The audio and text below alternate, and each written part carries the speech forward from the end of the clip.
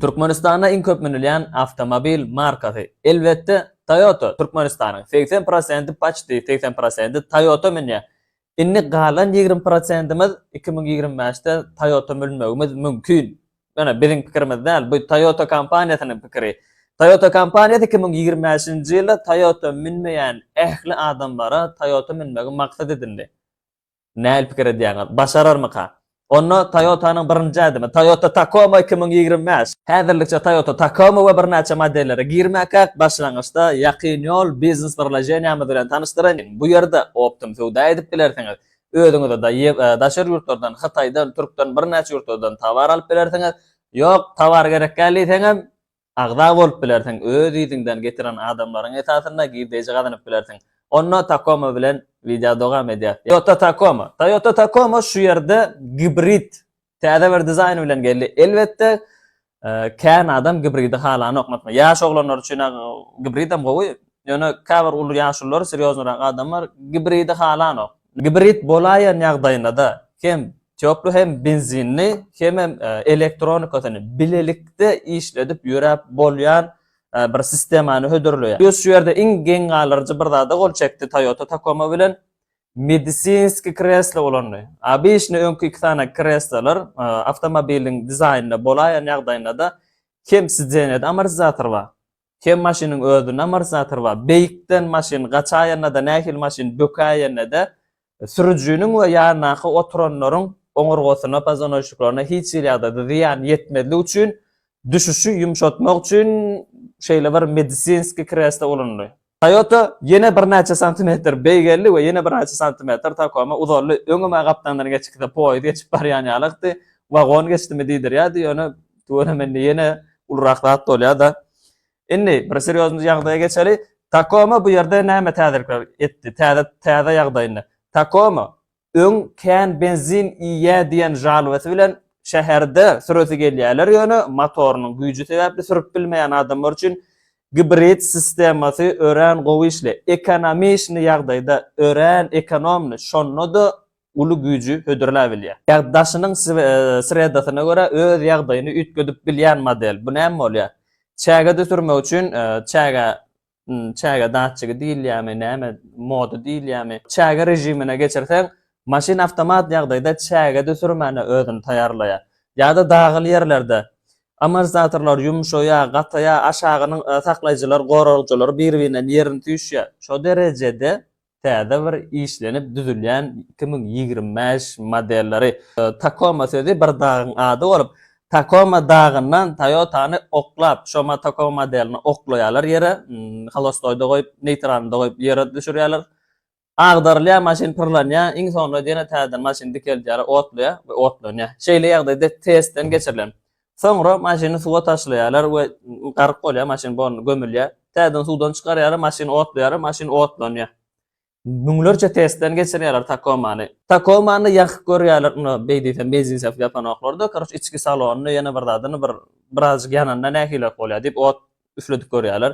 Onu da isat borunak ýene de täzeden gara çala janyba bolsa, maşin otlanýar, maşin ýörýär we ören uly agram götürmäne de niýetlenen.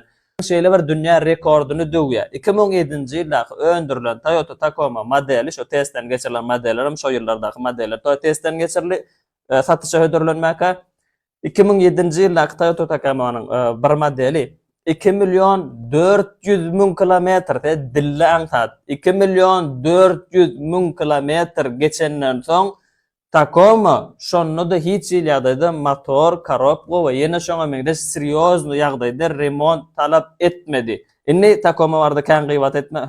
Tacoma barada munýalam kän maglumat bermeli. 2025-nji ýyl Toyota'nyň täze ýene bir modelleri. Toyota Supra'ny bilmeýänler bar bolsa, Forsage kinony elbetde ähli avtomobil söýjülerimiz gördük.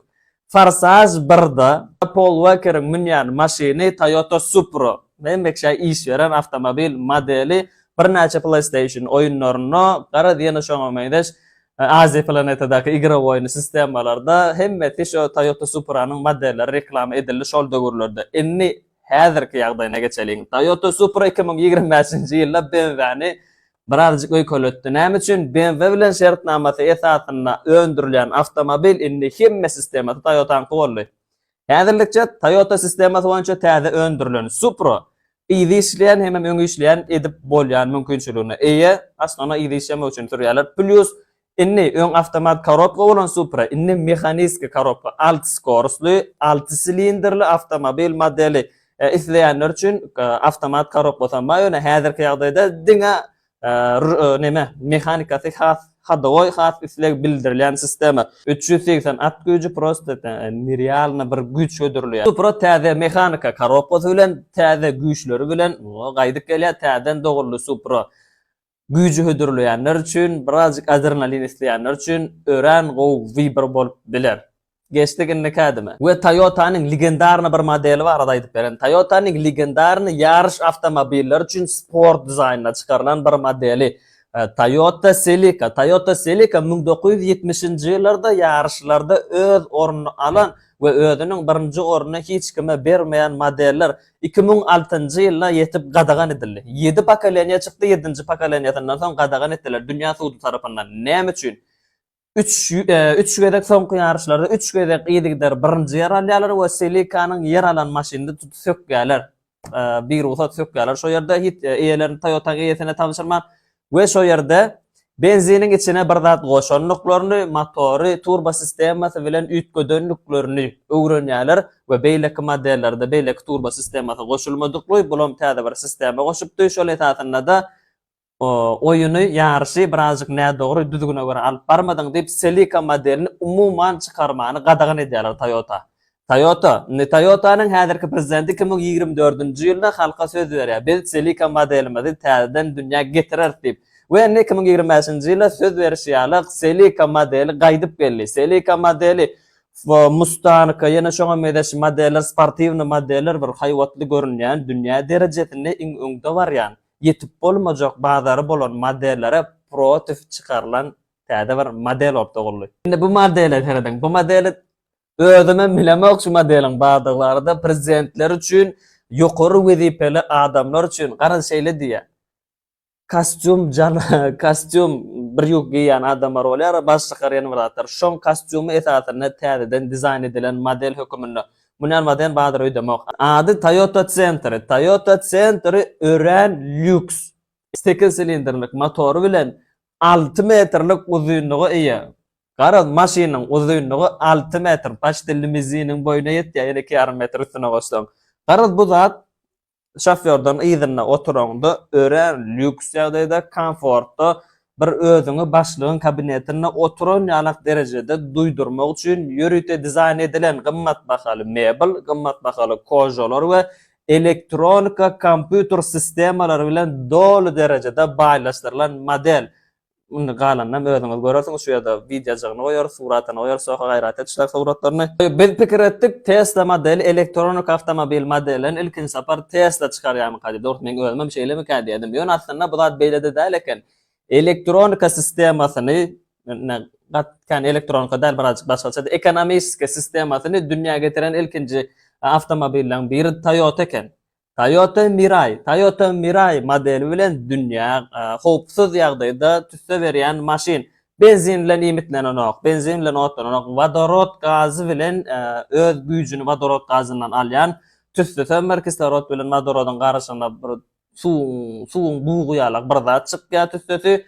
Başlarda 1970-nji ýyllarda şu sistemasyny işleýärler, ýöne bir şogly bolmaýar. Kän bir ýöredi bilmeýärler maşiny.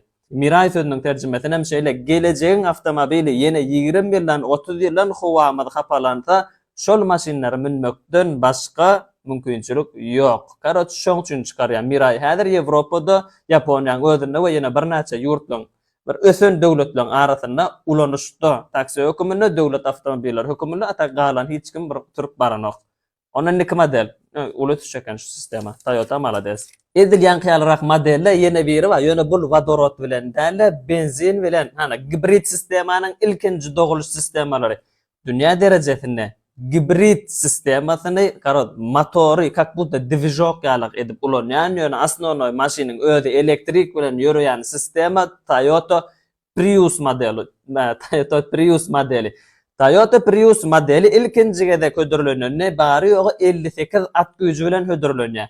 Häzirki ýagdaýa näkeli? Ne häzirki ýagdaýda 230 at güýji bilen ulu ringa çykýar. Tesla kampaniýasy ilkinji tapar açylyş edenne Toyota Prius sürüjüleri Tesla kampaniýasynyň daşyndan aýlanýarlar. Sen ilkinji bolup men döretdim diýme, biz bu maşyny odal 3 ýyldan bäri minip gelýär diýip garaşy birazjy gowukdy durýarlar. Prius sürüjüleri Toyota sürüjüleri töwereme wepal eken, oňa sözüm ýok. Soňra indi häzirki ýagdaý 230 at güýjüni hödürleýär. Bilýäs 100 km/saatda bary ýogy 0,5 litr benzini ýa.